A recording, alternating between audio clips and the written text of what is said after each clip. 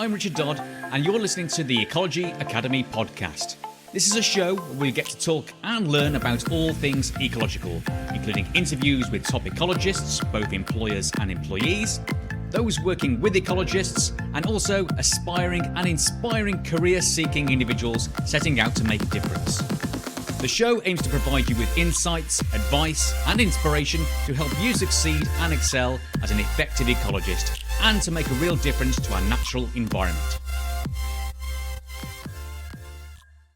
Joining me today on the Ecology Academy is Jeremy Smith. Now, Jez is a research ecologist for the British Trust for Ornithology, using data analysis to help understand the trends in bird demography. He's also one of the directors at Eco-Explore, a company founded by ecologists who provide training in data analysis to consultant ecologists, NGOs, PhD students, conservation scientists, and government departments. His background has often involved data analysis in one way or another, and also ecology. And Jez has a passion for teaching and helping people identify where understanding data can better help them. So, Jez, welcome to the Ecology Academy podcast. Thanks very much. Pleasure to be here. Yeah, it's good to have you on board, and also to tackle what I consider, now you're going to, I'm sure, alleviate all our fears, is one of those scary subjects that we all faced maybe at either a school or to university, and I'm sure you'll be able to help me and overcome my fears here. But yeah, it's a big ask. Sorry about that. Yeah. But before we start, let's find out a bit about yourself then. So in terms of your, I suppose, ecological academic career, tell us a little bit about how you got into the role you are with now with both BTO and Eco-Explore. Absolutely. Well, my kind of interest in ecology goes very much back to sort of when I was a child reading. So I got into zoology first with a series of books by an author called Willard Price.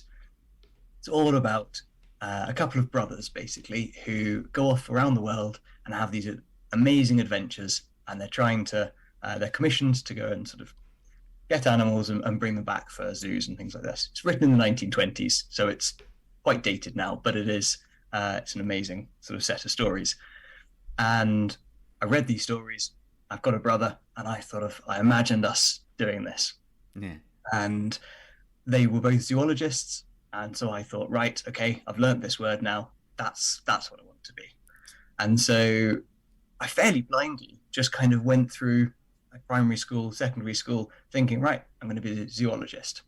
So I came to kind of the UCAS date in the book, found zoology, and decided I wanted to go and sort of do that somewhere. Fast forward a few years, and suddenly I've now got an interest in birds and bats, and no longer want to go and capture them anywhere, but want to go and look at them in situ, research for their behaviour and their population trends and things like that. And so that brought me to sort of doing field work, nationally, internationally, that kind of side of things. And trying to understand what's going on a bit better. And that sort of links in with the data side, where I found that I had a bit of an affinity for understanding patterns, particularly kind of numerical ones, and sort of started understanding how to look at these patterns a bit sort of differently. And that very much was exemplified in my PhD, where I was looking at population trends of birds. And in order to be able to tease apart lots of these really interesting aspects of their behavior, I needed to start understanding a little bit more about some of the processes, and some of those used data analysis in order to be able to tease apart some of these different topics. And so I carried on sort of developing my statistical knowledge, my kind of data knowledge of how to process it, how to play with it, how to understand it. And as I got a little bit more comfortable with that, I started teaching other people. And that leads us sort of all the way to now being a research ecologist, where I'm using those data skills, so understanding some of the techniques, understanding the ecology as well, which is absolutely fundamental to my job. If I didn't understand the ecology, I wouldn't be able to interpret the data in the same way. But my experience in teaching people about data, about statistics, about ecology, was one of the things that led to me actually sort of attaining the position that I did.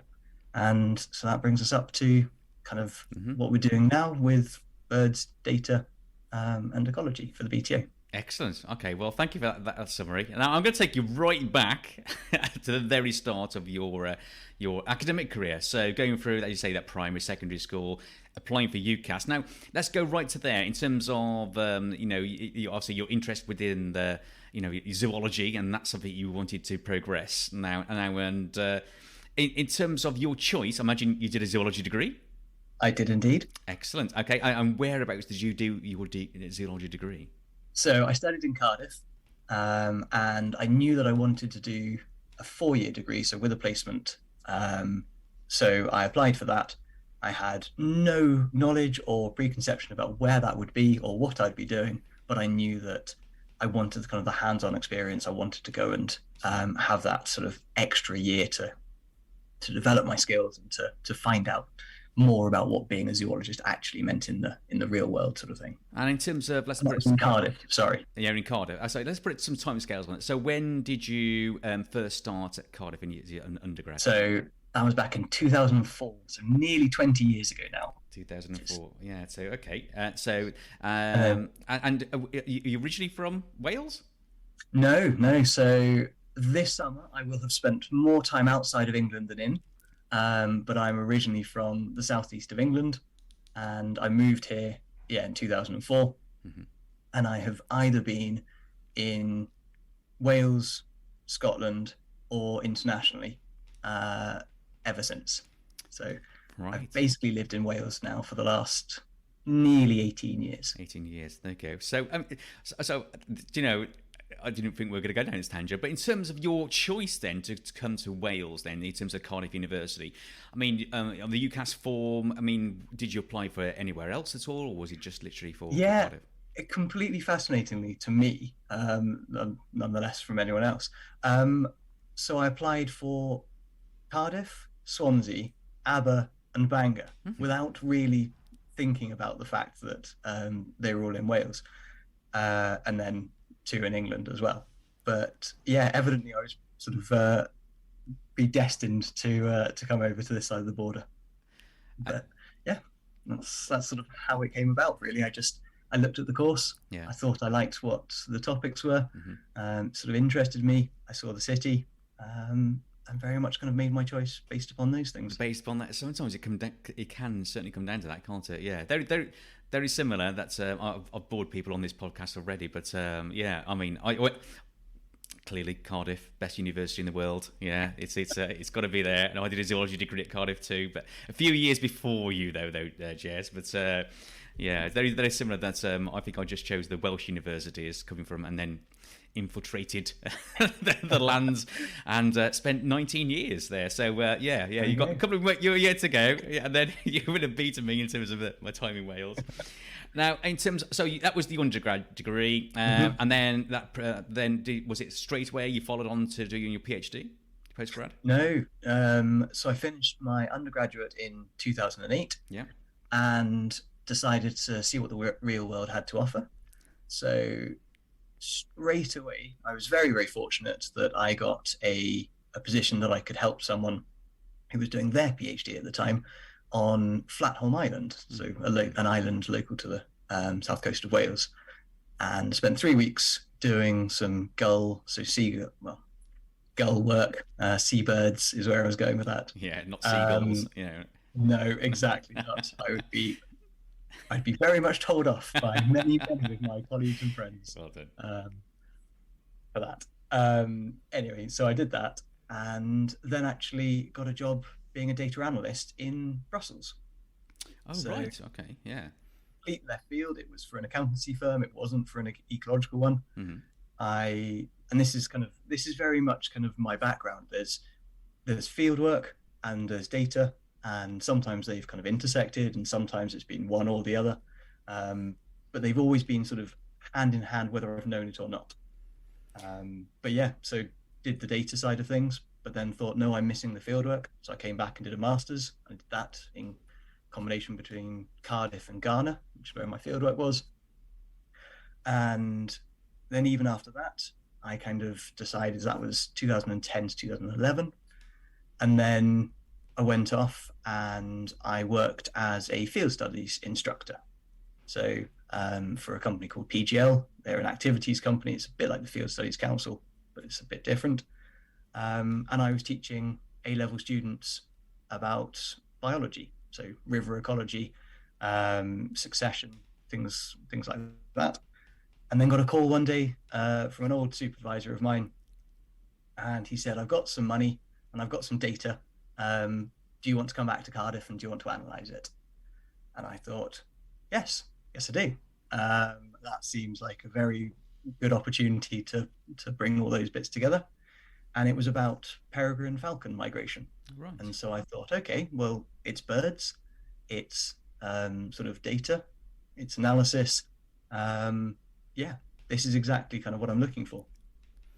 And during that project, we spent more time working together, and I thought, you know what, actually, I could get behind this. I could do a lot more of this as a way forward. And so we had many a chat, and I decided that I would apply for a PhD in Cardiff. And so that's what I did. And I was very fortunate that there was some incredible sort of candidates who became colleagues of mine. And amongst that cohort, I was offered an opportunity to do a PhD. Wow. Okay. Great. So yeah, I mean, I think when those things, the opportunity arises, after you grasp it with two hands if you can, really. But that sounds extremely varied. And in terms of when we talk about data. Now, you mentioned the words data and analysis there, in a couple of times now. So, I mean, one thing that I suppose scares me, so as a consultant ecologist, putting my consultant ecologist hat on, is like, okay, we'll get data. We need data to help us make some sort of decision, result and that, and then it's the analysis part. So, in terms of building up, I mean, let's talk about the different terminology used then. So we talk about data, we talk about analysis, interpretation, and so in terms of putting all that together, what drives that? I think that's a really good sort of interesting question to sort of to delve into. And I think the point is that yes, we've got some of this terminology that we use, but data, we're all using it all the time. And analysis, and this is the really interesting thing. When data are collected, I'm particularly thinking within consultancy, but everywhere. When data are collected, whoever you're giving those data to, you're not giving the raw data. You're giving some form of summary, whether that's even to your colleague, and they say, "Okay, what did you find?" and you give them a summary of what you've done. That in its absolute essence is analysis. What you've done is you've taken the raw data and you've summarized it. How you go about summarizing it is a decision you've already made. So you've decided, okay, well, the most relevant thing to say to this person is, okay, we've done a bat survey, and the average number of bats we kind of heard that evening, so the mean number was this. And you chose to give them a mean. You didn't choose to give them the minimum number you heard or the maximum number. You chose a statistic. And what's interesting is that people completely understandably hear so many of these terms and think, I'm terrified of maths. I didn't enjoy it at school. I don't know what I'm doing. There's so much complexity. And that's absolutely true. There is. But there's complexity in everything we do. For a graduate ecologist coming into an ecological firm, they can look at the principals, they can look at the seniors, and they can go, oh my God, they've got so much knowledge. How will I ever get to a level where I've got that level of understanding of the topic? And that's exactly how I feel about data. Everybody does it, but there are some people who have more information, some who have less, some who are a bit more nervous about it. Same way that some people don't like identifying grasses and sedges. They kind of say, it's far too difficult, couldn't possibly, I'll leave that to somebody else.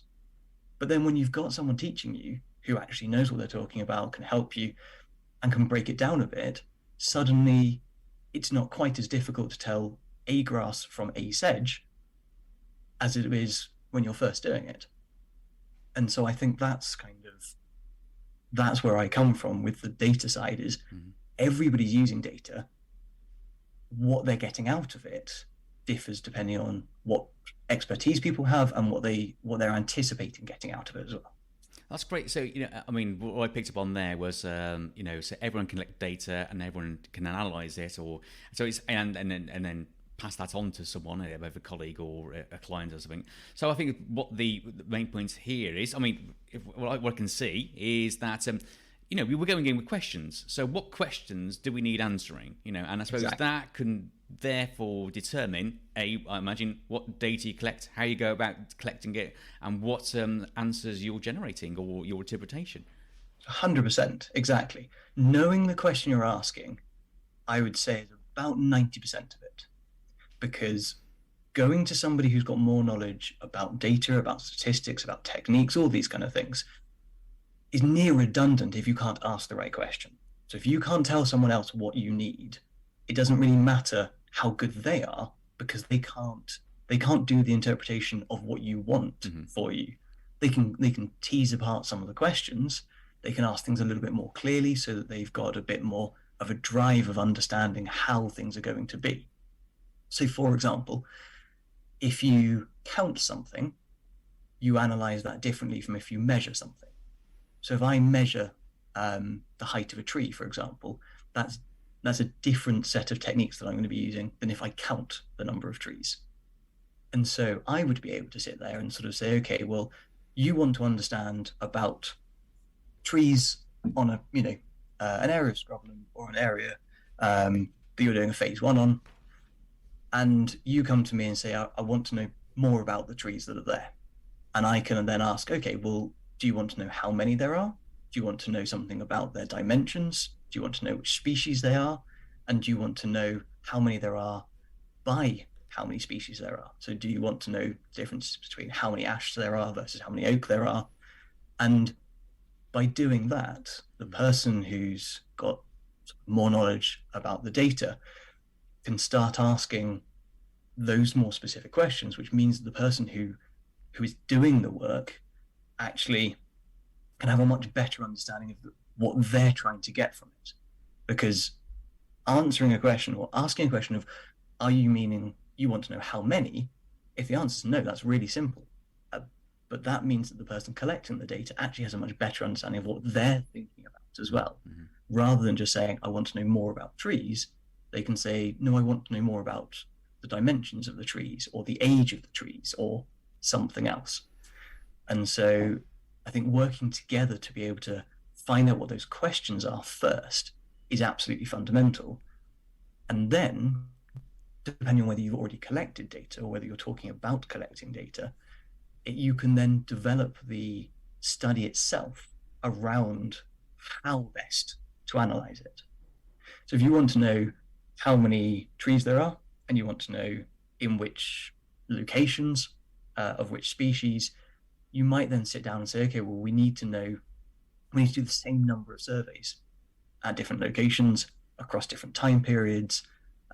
We want to make sure that we've got a representative sample. And so you can start talking about how the design of the study is going to be sort of important to help the analysis, so that when you come back with something, you can then report back and sort of say, well, this is the answer, rather than, actually, we didn't collect that because we didn't think it was important. Yeah. So, I mean, that's great. I think in terms of help me understand a little bit more about problem solving. So, I've got so mention that trees, for instance. So you say, yeah, okay, well, as some of our clients will go, well, I need these trees removed because I want to put my development here. So they come with you with a problem. They're going, okay, well, tell me about these trees. Can I keep them? Can I get rid of them? How safe are they? So there's many questions different there. And I suppose then, we as ecologists then go out and go out and collect that data to say, okay, well, there's X amount of trees. These are the sort of trees. These are the health of the trees, and ecologists and apiculturists as well, of course.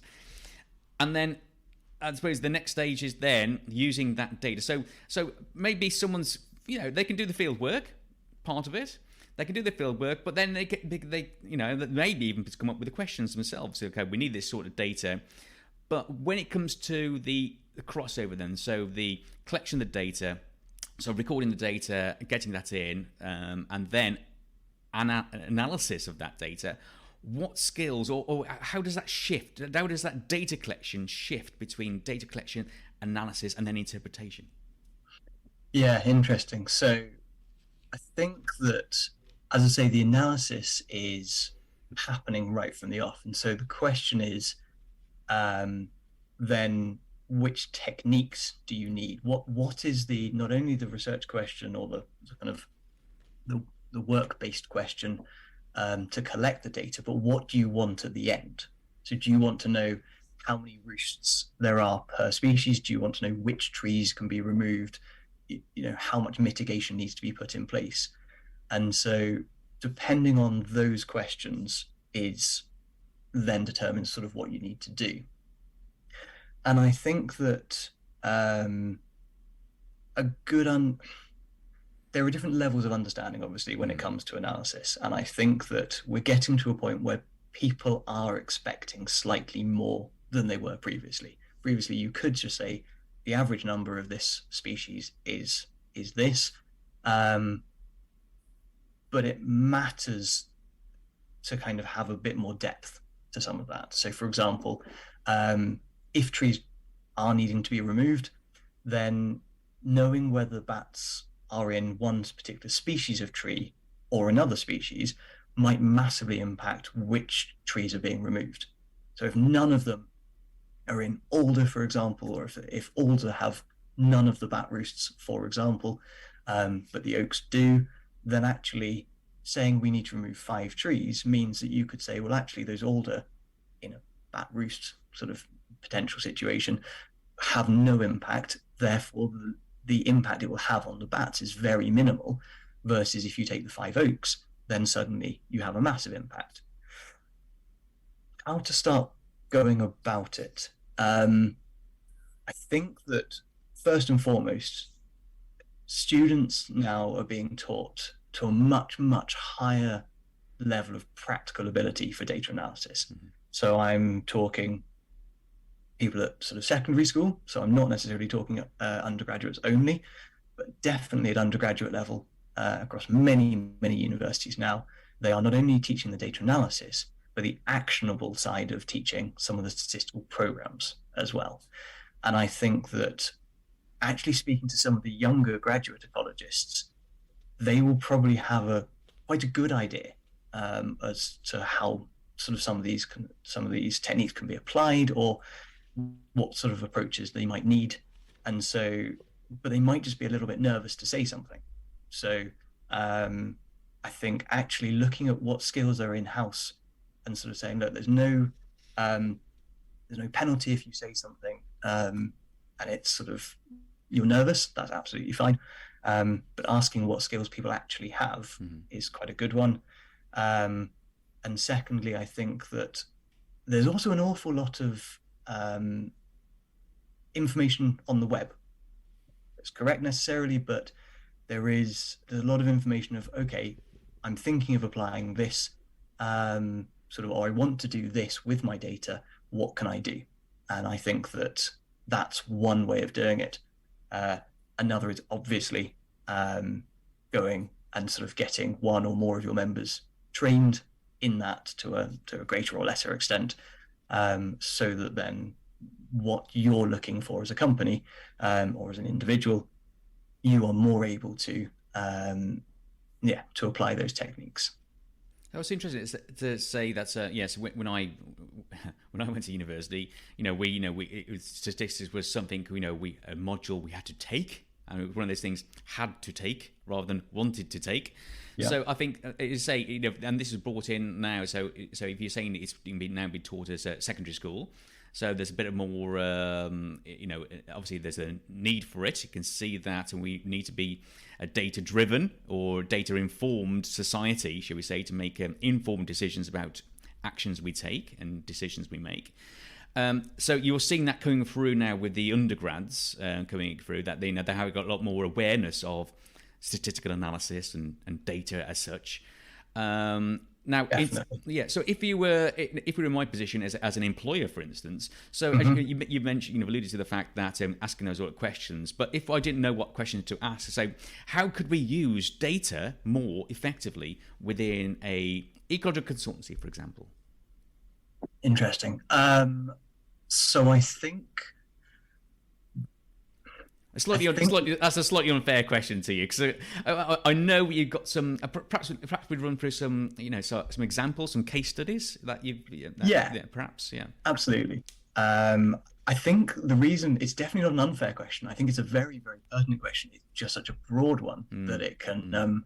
It's sort of difficult to try and work out the most appropriate way to necessarily kind of attack it. That's the problem with the podcast. Unfortunately, they do fit into a smaller time format compared with I'm sure we'll come onto your training courses. But we'll have to go with the short version, I'm afraid. Absolutely, no, totally. So some examples of how it's applied. I have been given on numerous occasions static detector information from bat surveys. So consultancies have gone out and they've placed 10, 15, 20 detectors over a season, and usually over a couple of seasons. And then they say to us, okay, what have we got? We want to know more than just what's the average number of bats that we have. We want to know species differences, we want to know location differences, and we want to know seasonal differences. And the data the knowledge isn't sort of in-house to be able to do those. And so what we can then do is sort of say, okay, well, actually, you've collected all of these data. You've got, you've put them out for, let's say, 5 nights in a row across 11 locations, and you've done this for all of this. And I think the biggest stumbling block for many people is a huge, or it can be a huge volume of data. And so what do you then do with it? And the answer usually comes to something called general linear modeling, which is, in essence, is you're trying to explain something, so the number of bats you have per night, in relation to some other things, which includes the location, the species, and the seasonality. And that, I think, for me, is one of the biggest things that a consultancy could use these data for, is understanding how many bats there are in different ways, understanding that it's not just you've got loads of pips and you've got some other things. It's saying, okay, well, if we look at those some other things, how do they differ? How does Barbastels or Dormentons or whatever it is differ between site A, B, C, and D? But also the ability to say, whilst accounting for that, what's the change in seasonality? So when do these species start becoming active in location A, B, and C? Because when we do kind of the analysis that we would normally kind of look at, just an average of this and an average of that, we can say at location A, B, and C, there are this many. We can even say for species, sort of, A, B, and C, 1, 2, and 3, that there are this many on average at locations A, B, and C. But it's much more difficult with those kind of simple numerical values to understand, okay, well, how much is a species-based difference and how much is a location-based difference? And when you start using statistics, you can actually tease apart, okay, well, if we say that there are more pips, let's say, at site A than site B, that's very interesting. But do they differ in their seasonality? Do they come out later at site B? Is that what we're seeing? Or is it that there's a real peak and actually maybe they're commuting, they're not foraging? We can start to understand things about behavior that we couldn't previously with just a simple, there's a mean of this at this site. And those things for me are really important, because I think where it really comes to the fore is mitigation. If we can say, for example, that, okay, all of those pips are just commuting at this particular time of the night in this location, we can sort of say, okay, well, is there another flyway?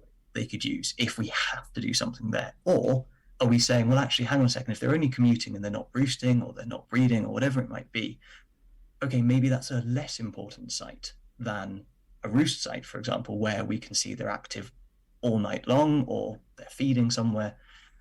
It means that we can choose A over B as a priority for either mitigation or avoidance completely, or actually having a confidence as ecologists to say, you know what, there really won't be very much impact if we do something here, especially at this time of evening or in this way, because we can then say, well, actually, they're really using this area. And if we can split maybe site A into two, is it actually that they're using one half of site A? And actually, if we do something else on the other half of site A, maybe it doesn't matter. Maybe there's going to be a very negligible impact. And the ability to actually provide that detail of information, I think, is hugely important, both for consultancies, but for the bats themselves or for whichever species we're talking about. But also, and I think this is where, for me, the real strength lies, is being able to put a number to when we do mitigation, to then come back afterwards and sort of say, has it made a difference? You know, have we actually, here is a number that we had before, here's a number we have afterwards, and can we actually say there's a difference between those? And what level of confidence can we give that? Can we say that there is a less than 1 in 20 chance that it's by accident that this has happened? And we can actually say, no, we've got a 19 in 20 chance that actually this is because of what we've done. You mentioned that word a couple of times now, which is confidence, and I think that to me is vital in terms of what we provide, particularly as consultants. You know, we provide advice to our clients who need to make a decision, and they need to be confident in the decision. You know, we need to be confident in the data we collect and analyze. Interpretation, you know, extremely important. So, what does this data actually mean, and relay that in an effective way back to our clients so they can make an informed decision based upon the data that we've collected, which means, okay, there's going to be some financial, risk to them. So they need to be confident that the money they're putting in, the action they take, the mitigation they put in is going to be, right. Yep. Equally so, as ecologists, and to address the biodiversity loss, we need to be confident that the mitigation, the advice we're providing is going to work. But also, and I think this touches on, you mentioned about, okay, we need to put a number to start, a number to end. It's the monitoring, surveillance that I think, to us, I think that's the bit that's really missing, is that we're great at doing the numbers to start off with, putting in the advice, putting in the mitigation, but really to have full confidence in the data and the effectiveness of this mitigation, we need to know, does it work or doesn't it work? Absolutely. I 100% agree. And I think part of the reason that we don't have that at the moment, in my opinion, is the fact that before we've done all the work in the first place, we've got the numbers, that's great. And then we come to afterwards and sort of say, well, okay, we've done it again. And then we get challenged and say, well, how do you know? Mm-hmm. How do you know that they're different or the same or whatever? And if it's just an argument between two groups of people, then that's of no help to anyone. And so if it's so easy to undermine the kind of the secondary side of things, then why would anyone put any money, time, effort into doing a second survey if all that's going to happen with the results of that is someone goes, I don't believe it. Yeah. Whereas now that we've got so many more robust methods for being able to say, actually, no, we're really, really confident that this is what the pattern is. Even if there is no pattern, we can be confident that there is no pattern, or we can be confident there's a really big impact. If we can have that level of confidence, we can say quite clearly, okay, well, here are the, pre-work data. Here's the mitigation. We may have put two different types of mitigation in. Mm-hmm. Here is the result at the end. Okay, has one mitigation worked? Has the other mitigation worked? Have neither of them worked? Okay, that's really important to know, so that then we can come back and sort of say, okay, what do we need to do differently so that we don't make the same mistake again? Oh my, yeah, this is it. I mean, in terms of it's like sample size, isn't it? So you've got yeah. Imagine you did a little piece of mitigation, and then say we put up with reasonable confidence that we're going to put in something that's already been put in before. So, for instance, like a gantry, they're going across a road, and we monitor it, and we get zero. What we're monitoring for is the effectiveness. Does it use as a back corridor? And it's the first one we put up, and we get a big fat zero. So do we take away from that it does not work? Clearly, exactly. That's just one example. So all of a sudden, we're going to go, this cost X amount. It didn't get the result we wanted, so we're never going to use it again. But I'd imagine there's going to be some problems with that sort of absolutely approach. Because, as you say, it may be that if you don't know why and when that gantry would be used, then you may be looking at the wrong time. You may be looking for the wrong species, you may be looking at the wrong time, you may be looking for the wrong duration. You've got to know in the first place why that gantry should be put there. Mm-hmm. And I think what's really important for consultants and all of us is that we need to be able to say to developers, if that's who it is, or anyone doing this work, that why they should invest the money in doing X, Y, Z. If we can sort of say, okay, look, we have this much confidence that this gantry would actually work, especially if we then go back and we do targeted surveys at these times for these species for this reason, we can reduce the cost of that mitigation massively if we know why, rather than sort of doing a broad scattergun approach of saying, look, we're going to need to go back for 50 nights across this season, and we're going to need to have 20 people because we don't know where they're going to be and all the rest of it. We can say, actually, we might need 4 people across 10 nights, spread equally across each of these months.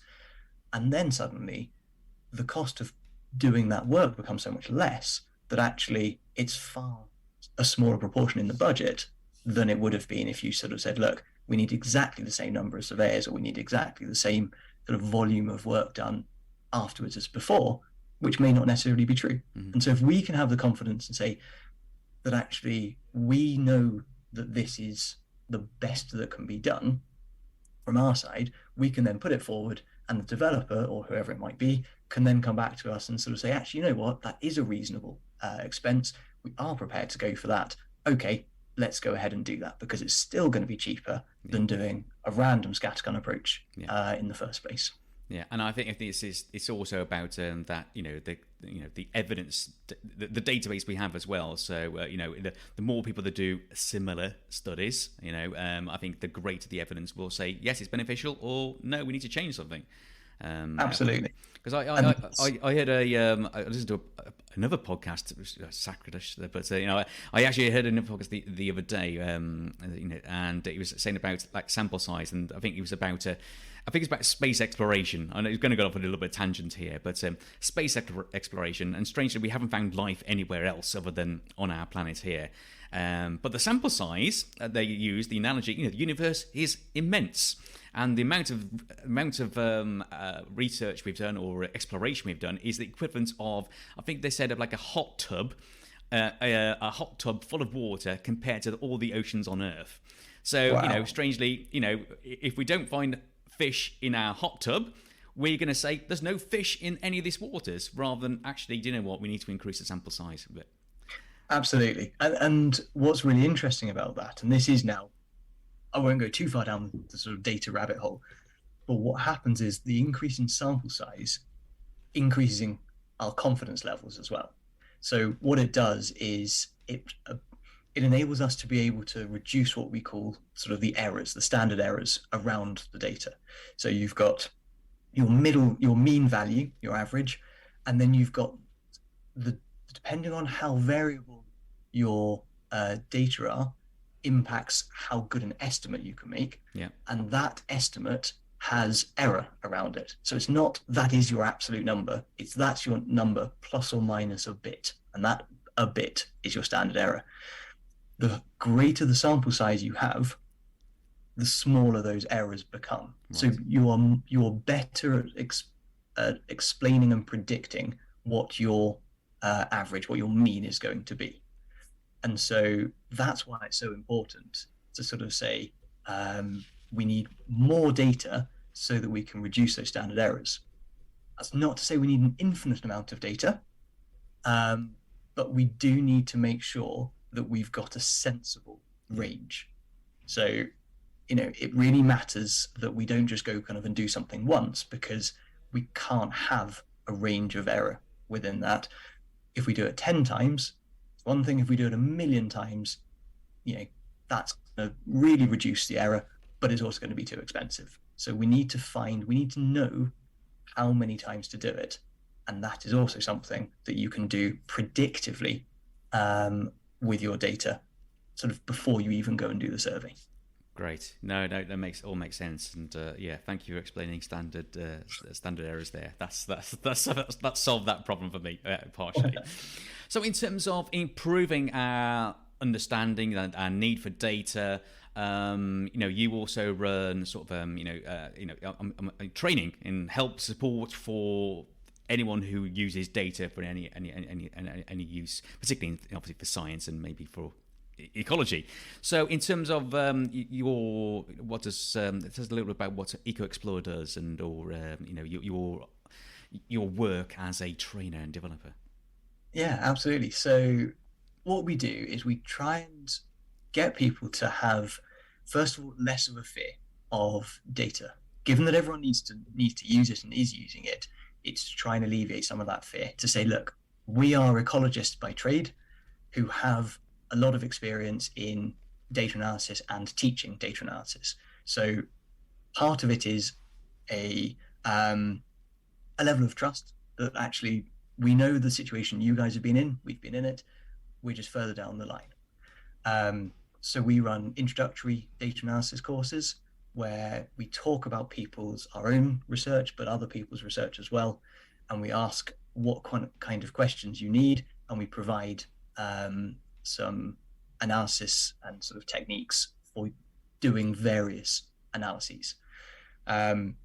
This is for the introductory course, is for people who have never done data analysis before, and we teach it in a particular program. So R is the letter, but it's also the name of the program. It's a piece of freeware, and it's sort of what we teach in because it's the most versatile way of doing sort of this data analysis these days. And what we do in those introductory courses is we take it right from the installation of the program through to understanding how some variables, like the number of bats, so something you're counting, is related to things such as location and species. And we take it through to that level so that people can go away and with their own data, they can look at the number of X individual species, whatever it might be, and understand how that is changing between locations or species or through time, whatever it might be. And that's kind of very much the sort of the meat of the introductory course. So it takes people from I've never opened R before through to I can look at my data and I can understand which techniques to use. Mm-hmm. It's a very fundamental part, but also how to apply it and interpret it, because I think the interpretation is absolutely essential to it. If you don't know how you're interpreting, then there's not a lot of point in doing it because all you've got is some numbers you don't understand. We also then do the advanced course. So that is sort of, it starts at the top end of the intro course.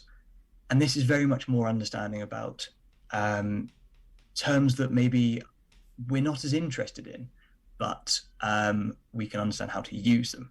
So for example, let's say you're doing a survey at 100 locations. So it's a huge survey, but you're not actually interested in the locations themselves. This also works if you've got 10 locations. If you're not interested in the locations, but you do have differences, or you can have differences, then you need to account for that in these models.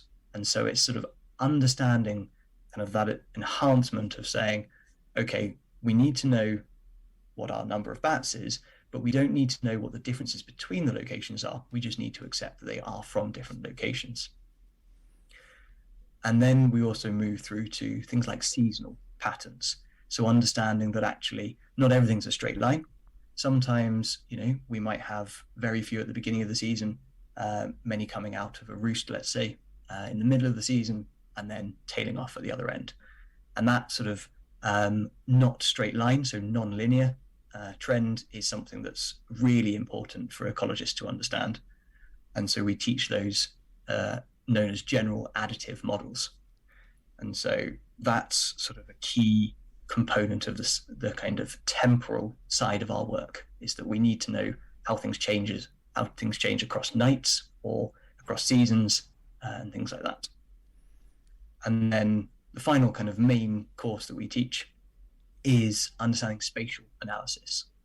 So again, we've all kind of recorded things either on a GPS, or our static detectors have sort of GPS locations inbuilt, and visualizing that, but also understanding how things move through an environment is absolutely crucial to us. And so it's taking, again, people who don't necessarily have a background in GIS, or even if you do, it's how to apply it in something free like R, and transferring some of those skills, even if you've been using Q or ArcGIS, it's using some of those skills to understand how you can do the spatial analysis in R, but then use the results of that to also do the other data analysis that you would have covered in the other courses. So there are 3 courses that are independent of each other, but they tie in very, very clearly and very nicely to make sure that people can understand how to open R, how to use it effectively, and how to visualize the results, so that you can actually create something that you can put into a report and sort of say, here are the numbers, but also here are the visualizations. This is a map of our site with the plotting of the points, or here are the movements of individuals. If you tag any species, but if you've got GPS tags on them, for example, you can actually start plotting routes and trends and understanding how behaviors are related to those spatial movements. No. So those are the main courses that we teach. No, I can see it's hugely important because from any consultancy, whether it be ecological, environmental, whatever, we provide it's the provision of advice, and we mentioned that word confidence in that, but it's also about liability. If we yes, we may have confidence in the results, but if it comes down to some very controversial evidence, shall we say, we have to be confident that the manner we've conducted our surveys, the way we collect the data, analysed it, interpreted it, is to the best of our ability. And we know its flaws. I'm sure every single piece of survey we do will have some limitation to it. It's knowing about the limitations, being able to explain them, defend them, and present that maybe as a public inquiry. When something may be called in for an inspector or something like this. So arming ourselves with the skills that are needed, not only in data collection, as we do as field ecologists, but the analysis part. Now that quite scares me, because they can actually, do you know what? We may not have that expertise in-house, but in one way, we technically don't need it all in-house, because we can also outsource that potentially. Absolutely, and that's what our clients do. There are people who have come to us and said, look, honestly, we can come on the course, and sort of many people have, and they come back and they say that's great. And then there's other times they say, but honestly, we don't have the time to spend ourselves sort of doing that. You are much sort of more proficient and faster at doing it, so therefore, can we just outsource this to you? And that's very much sort of another sort of major part of our work, is to sort of say, look, yes, we can talk you and your clients, or if you are the client, we can talk you through what questions you want to ask. We can talk you through how we're going to do it, but the actual meat of doing it, we can do, and then we can provide the results to you, the visualizations to you, and sort of say, look, you don't have to have all knowledge in-house all of the time. it is entirely reasonable to turn to an expert and say, okay, actually, you know what, you are an expert in this, we're not, but let's work together and make sure we get to the result that we need. Because as you say, it is daunting, the idea of going to a public inquiry for anyone, for any reason.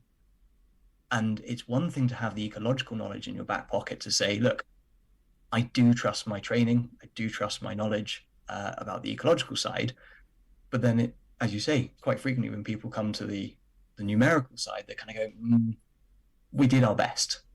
And I think that although that is absolutely the best anyone can ever do, there is more of a switch now towards actually, we kind of need someone's best whose best it is, you know. Yeah, absolutely. I think there's degrees of expertise, you know, that I may have some knowledge, but some knowledge may not, you know, cut the mustard when it comes to actually defending it in a public inquiry. Yeah. Yeah. Yeah. So in terms of this training then, so I know you're running a course, you know, very soon. So when this recording is, so unfortunately it won't go out by the time, you know, people can't jump on that course. But in terms of your other courses, how frequently do they run throughout the year then, Jez? So every sort of 3 months, we tend to run the courses. So yes, we'll have just had the intro course, and but we've got the advanced course in July. So we've got that the 17th and 18th of July, and then we've got the spatial mapping course in the beginning of August as well. So it'll be the first couple of weeks of August. The dates haven't been finalised just yet, but it'll be the first couple of weeks of August. And how can people book onto those courses? So there is the Eco-Explore website, so www.eco-explore.co.uk, and you will see all of our courses there, and they can be booked directly through the website, or alternatively, please feel free to email me at jez@ecoexplore, no hyphen, .co.uk, and we can send invoices to individuals, organizations, if that's sort of needed, in preference to paying via the website. And yeah, we limit the number to a maximum of 20 on a course. They're delivered remotely, so you get, so they're all online via Zoom, but you also then get the recordings of those for 6 months as well. So like it says on the Ecology Academy website, it means that you can go back to those sessions as many times as you like during that period. And that's a real kind of bonus that we found post-COVID, is that actually people come on the course, but then they re-access all those materials sort of many times again as they can. And especially when they come to their next sort of data analysis challenge, they can go back to those and sort of re-look at the bits that are relevant, and make sure that that's there. We also, just as a slight aside, but as part of those courses, you get a guidebook, which we've written, and we talk you through a flow chart. So actually understanding, okay, which techniques will I want given different situations? And it means that you can just go through and say, right, okay, I need session 4, fine, okay, that's the one I'll go to. And I'll go and use the templates that we've written for you, the scripts as they're called, and you can literally lift those and use those in your own analysis. So you don't have to remember which bits to click. All of the wording is in front of you. That's great. Well, I'll put links to your website, the Eco-Explore website, onto our show notes. So anyone's listening to this, they can actually just click on the link and go straight to your site there. Then, Jez, yeah. Can people connect to you on LinkedIn as well? Is it? Do you Absolutely. Use those? Yeah. So there's sort of Eco-Explore is on Facebook and Twitter, and also LinkedIn as well. So I will provide those links. And we also run a Facebook page. I know that's not necessarily some of your audience's sort of social media, but we run a page called Our Space, and the idea behind this is it is a inherently friendly forum for asking questions about data analysis. So there's about 3,500 people who regularly sort of use that. And so there's lots and lots of people who ask questions to say, look, I'm coming up with this sort of data and I want to do this sort of thing. Who can point me in the right direction? And it's curated by Eco-Explore, which means that if ever, which very, very rarely there is, if ever there is a snarky or a rude comment, we can just remove it so that it's a very friendly, very sort of pleasant place to kind of ask questions and make sure that the answers you're getting are going to be helpful and cordial. Oh, wonderful. Well, thank you very much. Thanks for that, Jez. So now we are running out of time, and so I've got just 2 more questions for you, if that's okay. Now, the first one, you can answer this as succinctly, or feel free to elaborate as much as you want to. Now, we did have a conversation earlier on about using data, and obviously, it's a bit topical at the moment about using some sort of AI, so artificial intelligence, and automation as well. So I'm particularly passionate about and interested in about how we can use for the betterment of ensuring that we halt biodiversity loss and restore biodiversity loss, but using tools that they're not going to go away. We need to embrace these tools. They can help us in terms of efficiency and, yes, productivity as well.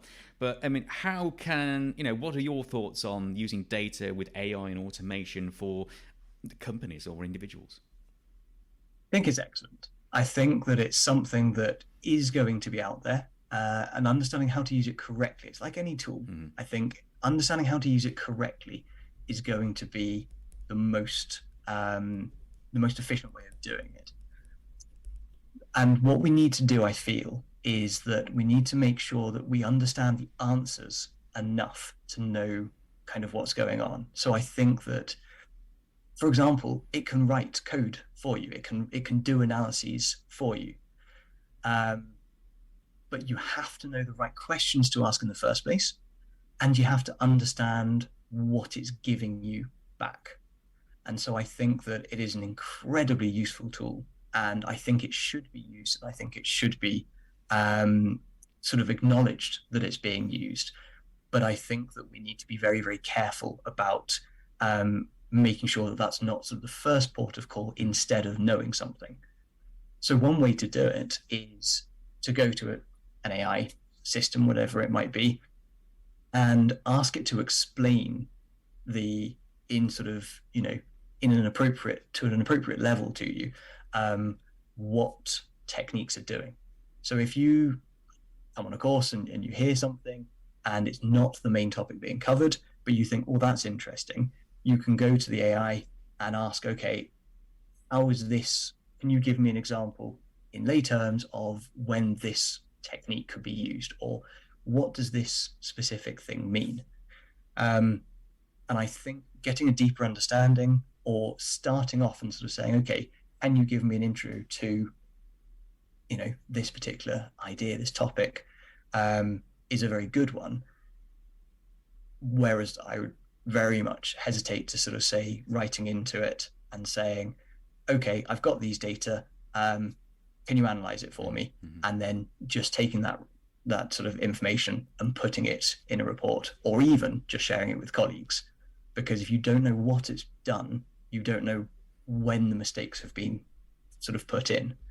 And I've used some of the AI a good few times actually, for some sort of work related things. I've never found that it was perfect.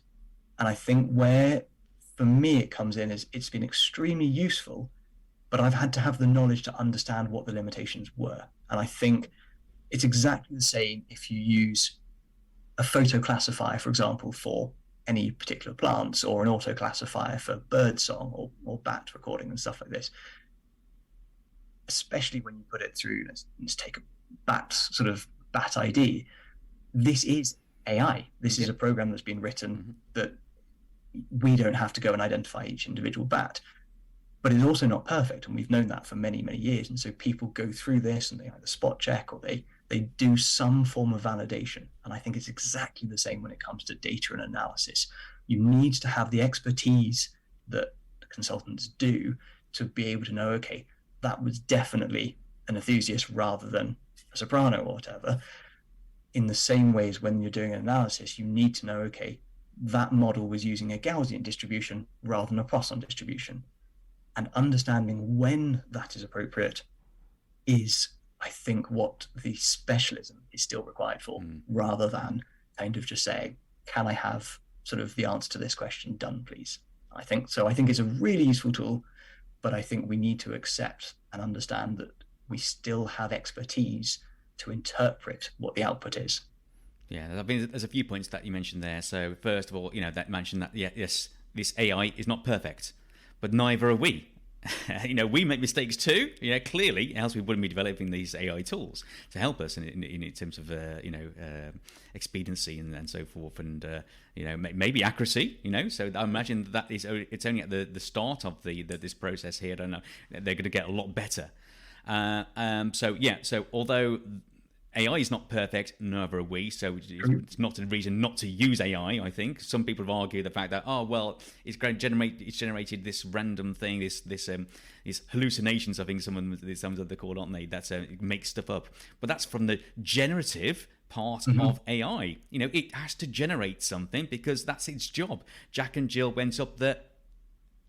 Now we know it's going to be hill, but it could also say Jack and Jill went up the monument. It's different. It's generative. So the one thing, it's not perfect. It will get better. And the other part, I think you really honed in on there, is that we shouldn't just take it for read. Take for granted that whatever it spits out is going to be correct. And I think the greatest analogy I've heard, and I think a lot of people use this, is use it as your co-pilot. You're not. It's not your captain. It's not going to take you to the destination. You wouldn't trust it to take you to the destination, but certainly use it as a co-pilot to help you come up with some sort of answer, but fact checked. Absolutely. I think I like that analogy. Yeah. Great. Okay, well, I'll leave on that. But our final question to you is now. You've made 3 degrees, and So in terms of someone who may be pursuing, whether academically or not, a career as an ecologist or, and I'm going to pause on this one, statistician, or anyone using data analysis, what career advice would you give? Whether it be, and also, you could use that to say what good advice you've been given, what bad advice you've been given. So, what would you say to our audience? Interesting. So I think breadth of colleagues is probably one of the big things. Everybody has something to learn from. And so what I would say, and it's often called sort of interdisciplinary at universities, I would say don't be afraid of talking to people from different backgrounds with different knowledge bases and all the rest of it. Because, we need, if you're an ecologist and you want to have more information about statistics, a statistician is exactly the person to speak to. And so they may be in the maths department, or they may be in the science department of some other kind. So I would say make sure that you're not just talking to the colleagues that are sitting next to you, but I would also say don't be afraid of it. Whether that is a statistician wanting to get into ecology or an ecologist wanting to be a statistician. None of us are born as anything particular. Everyone who is an ecologist has spent a long time learning and taking information from whichever sources they are, and whether that be sort of parents, friends, universities, colleagues, whoever it is, they've had to learn all of these different things. It's the same with statistics and with data. It does take a while to get a deep understanding, but if you can become an ecologist from a baby that doesn't know anything, you can become a data person, a data scientist, a statistician, whatever it might be. It's just a different set of learning. And so definitely, just because if you are worried, scared, apprehensive now, doesn't mean you can't be happier with it in 6 months, a year, or whatever. I think data is absolutely ubiquitous. So I think the more that people have in their toolkit, the more that they can feel comfortable doing their job, but also the more employable you are. Because as we've said earlier on, some people don't have data people in-house, statisticians, whatever.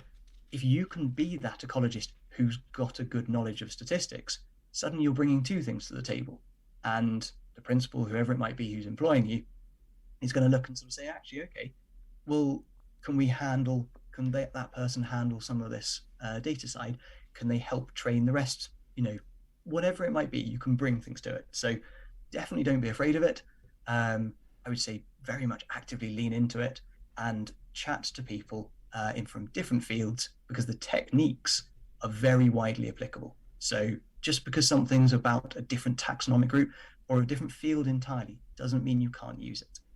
Oh, fantastic advice. Yeah, I totally endorse curiosity, in all its formats there. Well, Jez Smith, thank you so much for joining me today on the Ecology Academy podcast. Been a pleasure. Thanks for having me.